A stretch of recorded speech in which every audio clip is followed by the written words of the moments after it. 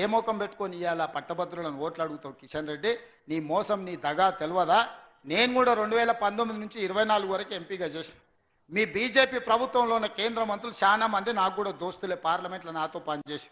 ఢిల్లీలో వాళ్ళని కలిసినప్పుడు అలా చెప్తారు, ఒరే నాయన నువ్వు మాకు బాగా తెలుసు, హైదరాబాదును బాగా అభివృద్ధి చేస్తే విశ్వనగరం అవుతుంది, మాకు చెయ్యాలనే ఉంది, మంత్రివర్గంలో పెట్టి మీకు చేద్దాం అనుకుంటే మీ కిషన్ రెడ్డి వచ్చి అడ్డం పడుతుండు, మీరు అట్లెట్లు ఇస్తారు కాంగ్రెస్ ప్రభుత్వానికి, మీకు రేవంత్ రెడ్డి దోస్త్ అయితే ఇవన్నీ ఇస్తారు, అట్లెట్లు ఇస్తారు, మీ సంగతి చూసుకుంటానికి కిషన్ రెడ్డి పంచాయతీ పెట్టుకుంటుండు.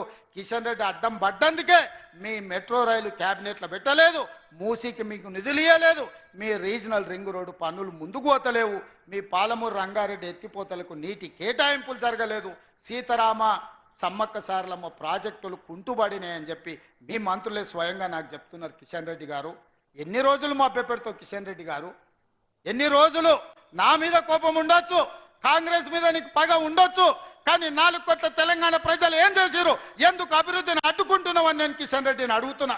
ఒకవేళ నువ్వు నిజాయితీ పరుడివే అయితే, నీకు చిత్తశుద్ధి ఉంటే ఈ రోజు చెప్పిన మెట్రో రైలు, మూసీ ప్రక్షాళన, regional ring road, Palamuru Rangareddy ఎత్తిపోతల పథకానికి నీళ్లను ఎప్పటిలోగా తెస్తావో తారీఖు చెప్పు, తారీఖు చెప్పినాకనే నువ్వు ఓట్లు అడుగు, లేకపోతే ఓట్లు అడిగే అర్హత నీకు లేదు అని చెప్పి నేను కిషన్ రెడ్డికి చెప్పదలుచుకున్నా. అందుకే మిత్రులారా, నేను చెప్పిన వాస్తవాలను ఆలోచన చేయండి.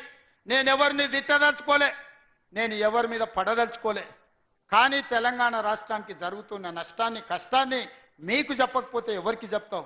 ఈ పట్టభద్రులే కదా ఆనాడు తెలంగాణ ఉద్యమంలో ముందు బాగానే నిలబడి ఉద్యమాన్ని ఉవ్వెత్తున లేపింది, తెలంగాణ రాష్ట్రాన్ని సాధించింది. తెలంగాణ రాష్ట్రాన్ని సాధించిన పట్టభద్రులారా ఆలోచన చేయండి, వచ్చిన రాష్ట్రాన్ని అభివృద్ధి చేసుకునే బాధ్యత మన మీద ఉన్నదా లేదా? అడ్డొచ్చినోని అవసరమైతే తొక్కుకుంటైనా, ఎన్నికల్లో డిపాజిట్లు జప్తు చేసైనా తెలంగాణ రాష్ట్రాన్ని అభివృద్ధి చేసుకుందామని నేను విజ్ఞప్తి చేస్తున్నా. ఈ కార్యక్రమంలో నాకు అండగా నిలబడండి. నాకు నిన్నగాక మొన్న వచ్చింది 10 నెలలు కాలే, నేను సరిగ్గా పరిపాలన చేయబట్టి. 10 ఏళ్ళు చేసినోడు నా మీదనే పడతాడు, 12 ఏళ్ళు చేసినోడు నా మీదనే పడతాడు. చీకట్లో ఇద్దరు కలిసి కుమ్ముక్కు అవుతారు, అల్లాయి బల్లాయి చేసుకుంటారు, ఫెవికాల్ బంధం ఫెవికాల్ లాగా అతుక్కుంటారు, ఇద్దరు కలిసి వచ్చి నా మీద పడతారు. ఇది న్యాయమా? మీరు ఆలోచన చేయండి. నేను ఎవరిని? మీ సోదరుని. నేను కూడా అక్కడ మీ మధ్యలో కూర్చున్నోనే, మీరు ఆశీర్వదిస్తే నేను ఇక్కడికి వచ్చిన.